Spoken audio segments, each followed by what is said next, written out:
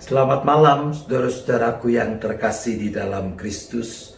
Kita kembali berkumpul di dalam persekutuan virtual lewat syafaat malam.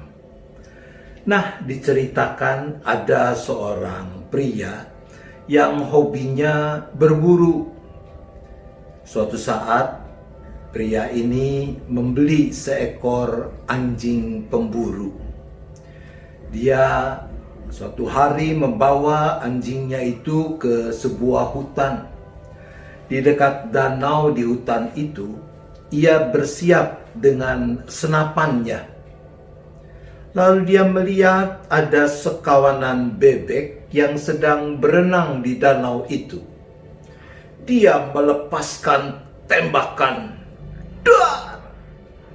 Tembakan itu berhasil mengenai seekor bebek. Sang pemburu memberi tanda supaya anjingnya mengambil bebek itu.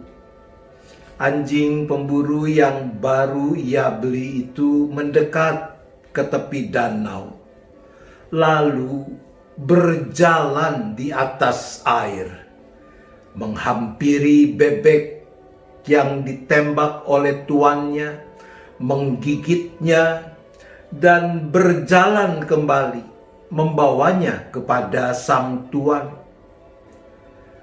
Sang pemburu terbengong-bengong melihat hal itu. Ia mencubit pahanya sendiri, kalau-kalau ia sedang bermimpi. Tapi itu kenyataan. Maka dia mencoba sekali lagi. Dia menembak bebek yang lain. Dan terjadi lagi. Anjingnya berjalan di atas air mengambil bebek itu. Ia sungguh tidak percaya dengan apa yang dilihatnya. Maka keesokan harinya, dia mengajak temannya untuk berburu bersama dengan dia. Mereka pergi ke lokasi yang sama. Dan peristiwa ajaib itu kembali terulang.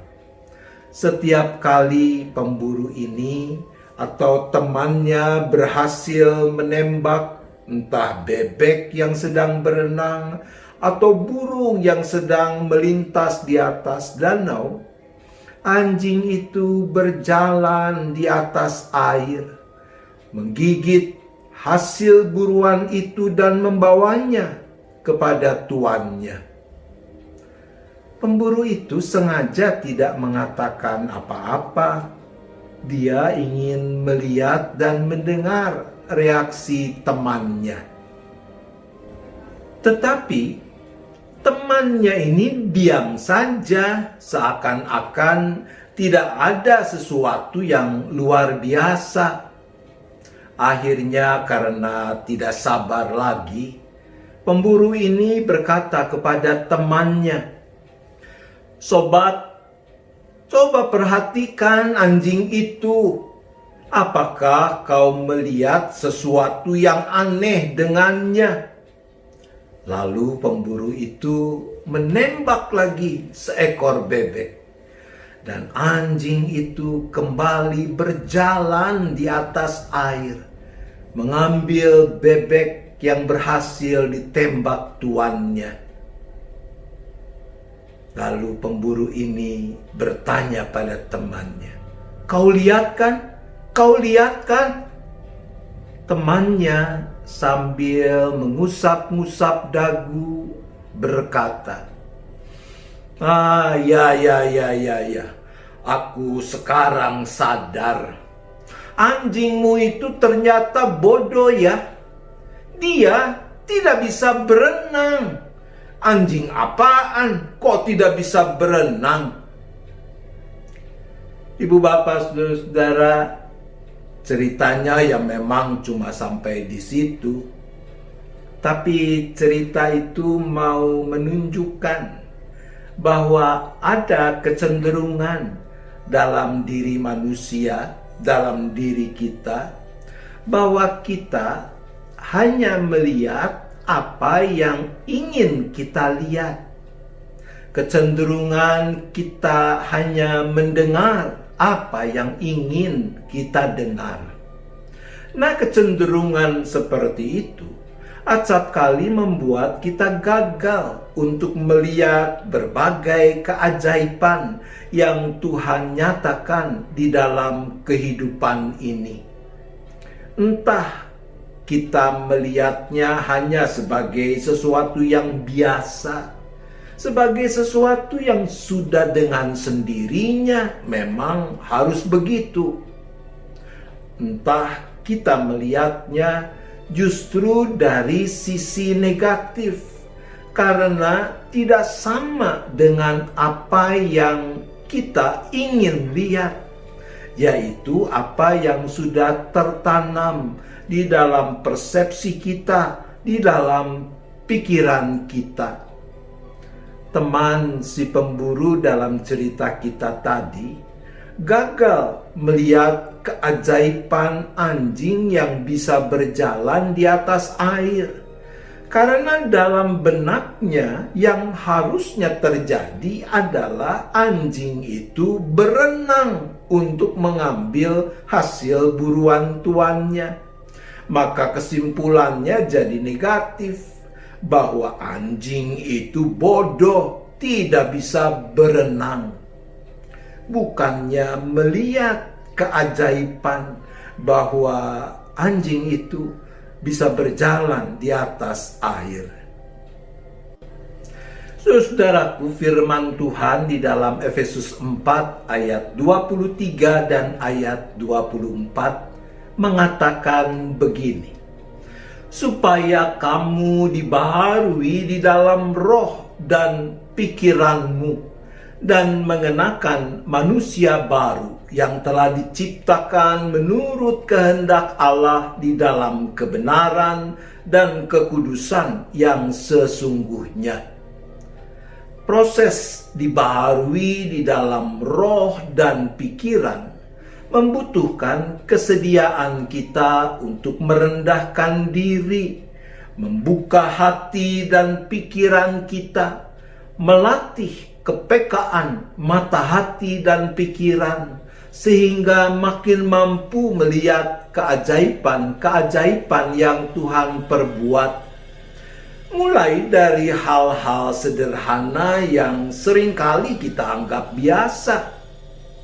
Misalnya bagaimana dari biji yang kecil yang kita tanam di halaman rumah kita bertumbuh menjadi pohon bunga yang indah.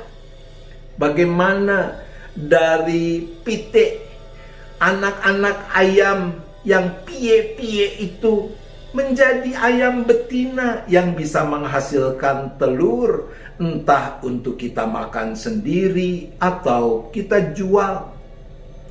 Mungkin ada ibu-ibu yang selama berpuluh tahun tidak pernah membuat kue, apalagi menjadikannya sebagai salah satu sumber penghasilan. Tapi dalam masa pandemi ini dipaksa untuk belajar membuat kue dan menjualnya. Bukankah itu salah satu keajaiban kecil yang Tuhan nyatakan? Barangkali kita berkata, ya, tapi itu kan hasilku belajar dari buku resep atau dari YouTube. Oke, tapi bagaimana kita bisa mempelajarinya kalau bukan karena Tuhan yang menganugerahkan kemampuan itu kepada kita? Dan seterusnya dan yang sebagainya. Ada begitu banyak keajaiban terjadi di sekitar kita. Ketika mata hati dan pikiran kita makin terbuka, ketika kita mau terus berproses dalam pembaruan yang Tuhan inginkan, ketika kita makin peka pada karya Tuhan di dalam dan di sekitar hidup kita, maka kita makin mampu melihat, terpesona pada berbagai keajaiban yang Tuhan kerjakan. Amin. Mari kita bersyafaat.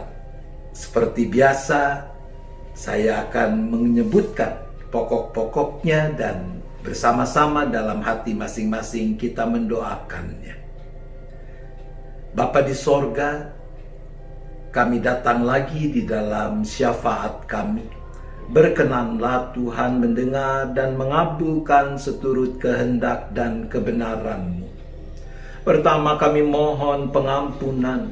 Sekiranya pernah atau kami masih suka memaknai segala sesuatu hanya dari pikiran dan persepsi diri sendiri, sehingga kami gagal melihat keajaiban yang Tuhan perbuat dalam hidup ini.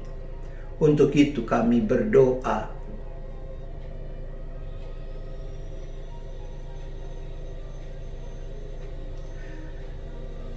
Bersama dengan itu, kami juga mohon hikmat, kerendahan hati, keterbukaan, agar mampu terus dibaharui di dalam roh dan pikiran, sehingga makin peka melihat keajaiban-keajaiban yang Tuhan hadirkan dalam kehidupan ini. Untuk itu kami berdoa.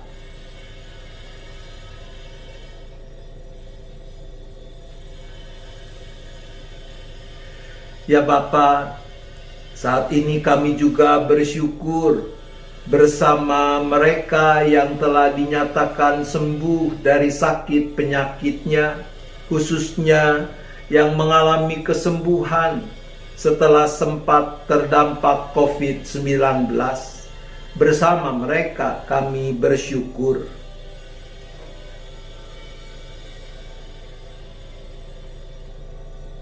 Bapa, kami juga kembali berdoa bagi pemerintah, lembaga-lembaga non-pemerintah, termasuk gereja, agar terus berperan serta dalam berbagai upaya membantu meringankan penderitaan yang menerpa masyarakat, khususnya mereka yang paling lemah dan tidak berdaya.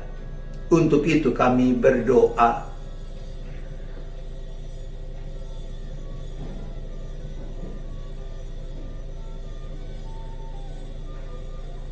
Kembali kami juga menyerahkan seluruh diri kami, keberadaan kami, seisi keluarga, hanya ke dalam tangan pengasihan pemeliharaan Tuhan, khususnya sepanjang malam di mana kami akan beristirahat, sehingga besok kami boleh bangun dalam keadaan yang lebih baik untuk terus memuliakan nama Tuhan.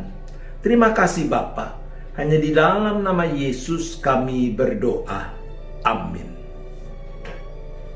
Selamat malam Ibu Bapak Saudara-saudaraku. Selamat beristirahat. Tuhan tetap beserta kita.